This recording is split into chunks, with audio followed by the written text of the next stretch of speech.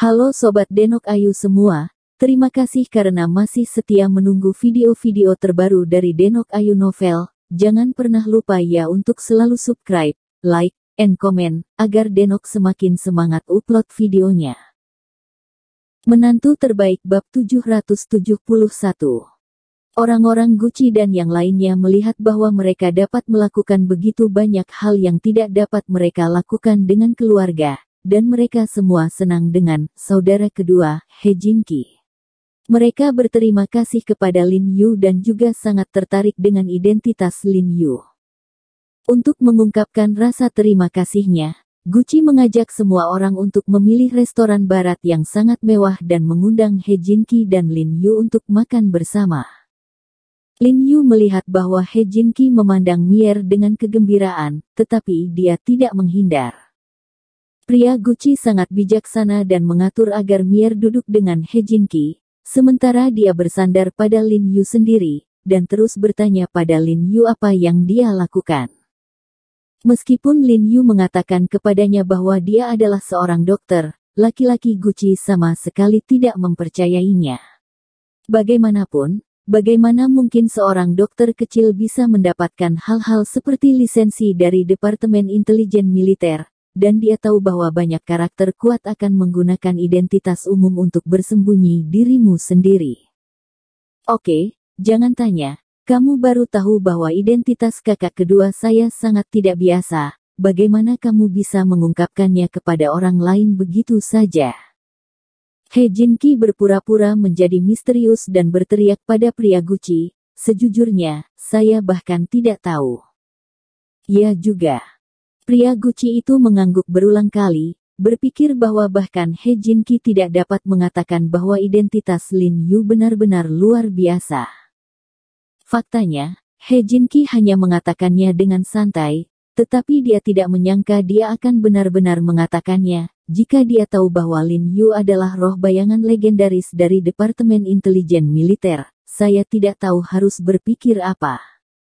Ayo, Mier. Makan beberapa bunga lili, kata He Jinki lembut sambil mengambil makanan untuk Mier, hampir dipenuhi dengan cinta di matanya. Baik. Mier mengangguk ringan dengan rasa malu, sejujurnya, dia benar-benar tidak memiliki banyak perlawanan terhadap anak laki-laki tampan dan keras kepala seperti He Jinki. Bingkai hitam di seberang dan yang lain melihat pemandangan ini meledak menjadi api cemburu. Gigi mereka digelitik oleh kebencian, dan bertanya-tanya apakah Anda, He Jinki, baru saja keluar dari kotoran. Apakah Anda memiliki saudara kedua yang baik? Apa yang Anda banggakan? Pada saat ini, keributan dan teriakan datang dari meja tidak jauh dari sana, dan semua orang menoleh dan melihat dengan rasa ingin tahu. Saya melihat dua orang asing yang kokoh dan berkulit gelap di meja makan meneriaki seorang pramusaji dengan wajah penuh, dan pada saat yang sama mereka menepuk meja dengan keras, tampak sangat marah. Pelayan terus menganggukkan kepalanya untuk meminta maaf dalam bahasa Inggris, sambil menangis dalam suaranya. Saat ini, piring tertekuk di bawah meja makan, dan sup sayuran tumpah ke lantai. Sup sayuran disiramkan ke sepatu dan celana dua orang asing. Jelas, pelayan tanpa sengaja menjatuhkan piring saat menyajikan hidangan. Kedua orang asing ini sangat marah. Duduk bersama dua orang asing itu adalah seorang pria parubaya yang lembut dengan mata berbingkai dan kemeja. Dia seharusnya menjadi penerjemah dari dua orang asing ini. Dia melirik ke pelayan dan berteriak, "Kamu tahu siapa dua yang duduk di sini? Tamu terhormat yang diundang oleh militer kita. Apa kau tidak punya mata saat berjalan?" Maaf, aku tidak serius." Pelayan menahan air mata di matanya, mengangguk dan meminta maaf terus-menerus. "Permisi, maaf sudah berakhir."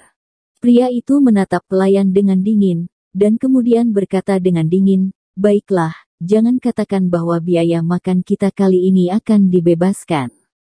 Selain itu, Anda bertanggung jawab untuk memberi kompensasi pada sepatu dan celana kedua pria itu, yang berjumlah 10.000. Ambil uangnya." 200.000. Ketika pelayan mendengar ini, Wajahnya tiba-tiba pucat karena ketakutan, tubuhnya gemetar ketakutan, dan dia berkata, "Kenapa? Bagaimana bisa semahal itu? Bagaimana menurut Anda?" Genleman menatapnya dengan dingin dan berseru, 200.000 secara alami tidak terbayangkan untuk seorang gadis kecil yang tinggal di bawahmu, tetapi bagi kedua pria ini, itu tidak berarti apa-apa. Pakaian dan sepatu mereka semuanya sedang dicari didesain oleh desainer ternama Italia, tentunya sangat berharga. Ketika kedua orang asing melihat situasi tersebut, mereka tidak tahu apa yang mereka katakan setelah gemericik, karena mereka tidak bisa berbahasa Inggris, dan itu adalah bahasa yang sangat langka, sehingga hampir semua orang di tempat kejadian tidak dapat memahaminya. Sambil mendengarkan, pria itu tersenyum dan mengangguk pada mereka berdua, dan berteriak kepada pelayan dengan suara yang dalam. Kedua pria itu juga berkata, "Selama Anda memberi mereka kompensasi, mereka tidak akan lagi meminta pertanggungjawaban Anda. Ambil uangnya." "Tapi aku tidak punya banyak uang." Pelayan itu meneteskan air mata sambil menggigit bibir dan berkata, "Untuk pelayan kecil seperti dia, gaji bulanan ditambah bonus hanya beberapa ribu yuan, jadi secara alami tidak mungkin menghabiskan 20 sekaligus. Juta. Tidak ada uang." Pria itu bersenandung dingin, mengeluarkan ponselnya dan berkata, "Kalau begitu, mari kita panggil polisi." Pelayan itu berubah pucat ketika dia mendengar bahwa dia ingin memanggil polisi. Dia tahu energi orang-orang kuat ini. Setelah menelepon polisi, dia pasti yang tidak beruntung. Pada saat ini, dua orang asing tiba-tiba mengatakan sesuatu kepada Sven Nan dengan suara rendah. Sven Nan mengangguk penuh semangat, tersenyum, lalu meletakkan ponselnya, mengangkat kepalanya dan berkata kepada pelayan, "Kedua pria ini karena itu, jika Anda tidak ingin kehilangan uang, tidak apa-apa. Mereka mengadakan pesta di hotel malam ini. Selama Anda bersedia pergi ke pesta dan bermalam bersama kedua pria tersebut, mereka tidak hanya membutuhkan Anda sebagai kompensasi, tetapi mereka juga dapat memberi Anda jumlah yang baik." Tip. Setelah berbicara, pria itu tersenyum kepada pelayan, dengan sedikit kesedihan di matanya. Meski perkataannya sangat kabur, siapapun bisa mendengarnya, tentunya. Pramusaji membuat pramusaji mengorbankan rona dan mencari kesempurnaan. Karena semua cewek yang datang untuk bekerja di resto semacam ini diseleksi dengan cermat, cewek ini sangat menonjol dari segi penampilan dan tubuh, tak heran kedua orang asing ini punya ide seperti ini. Pelayan membuka matanya dengan ngeri dan memandang kedua orang asing itu, ada kegembiraan yang terpancar di mata kedua orang asing itu. Salah satu orang asing itu mencoba mengulurkan tangan dan meraih tangannya. Dia ketakutan. Dia menyusut tajam dan mundur beberapa langkah. Sial, dua orang asing ini keterlaluan. He Jinki menyipitkan matanya dan berkata dengan marah, "Itu tipuan." Karena meja mereka relatif dekat, mereka dapat mendengarnya dengan sangat jelas. Tidak, jelas gadis itu tidak punya uang untuk dibuli. Guci Nan juga berkata dengan suara dingin, "Ini masalah besar, aku memberikannya untuknya." "Tidak, sepupu, aku akan datang." He Jinki mengambil inisiatif untuk berdiri, jelas ingin menunjukkan dirinya di depan Mier, dan mendengus dingin, "Mereka jelas merusak uang, saya akan berbicara dengan mereka dulu." Aku baru saja melihat orang asing itu sengaja memukul pelayan dengan tangannya, jadi pelayan itu menumpahkan piringnya.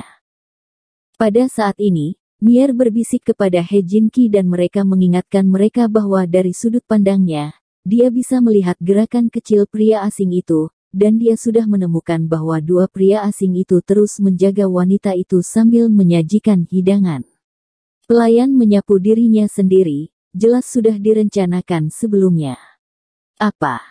He Jinki bahkan lebih marah ketika dia mendengar kata-kata itu, dan tiba-tiba menyingsingkan lengan bajunya, dan berkata dengan dingin, "Sialan mereka, jangan lihat di mana ini, berani lari liar di wilayah kita.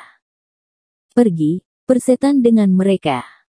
Guci Nan dan yang lainnya pun langsung marah, ada juga Pak Kemeja, saya harus memberinya pelajaran, dan membantu orang luar menggertak dirinya sendiri, apa? Begitu suara itu turun, pria Gucci itu segera berdiri, dan pria berbingkai hitam itu dan yang lainnya segera bangkit berdiri. Jangan khawatir. Lin Yu buru-buru melambai pada mereka, meskipun dia juga sangat kesal dengan dua orang asing itu. Dia sudah melihat manajer restoran dan dua penjaga keamanan dengan tergesa-gesa mendekat. Dua pria, harap tenang, harap tenang. Manajer restoran menghampiri kedua orang asing itu dan segera memberi mereka kompensasi. Dia berkata dengan sopan, restoran kami bersedia memberikan pembebasan untuk makan ini hari ini, dan kami juga bersedia membayar Anda untuk membersihkan sepatu dan celana Anda. Tetapi kami harapan, silakan tinggalkan restoran kami sekarang. Silakan pergi. Ketika pria itu mendengar ini, wajahnya tiba-tiba tenggelam, dan dia sangat tidak senang. Apa maksudmu?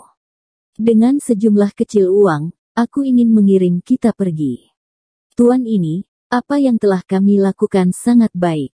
Manajer restoran itu melirik pria itu dan berkata dengan ringan, orang-orang kami baru saja memeriksa pengawasan, dan jelas bahwa pria ini dengan sengaja menyentuh tangan pelayan kami, dan itulah sebabnya piringnya jatuh.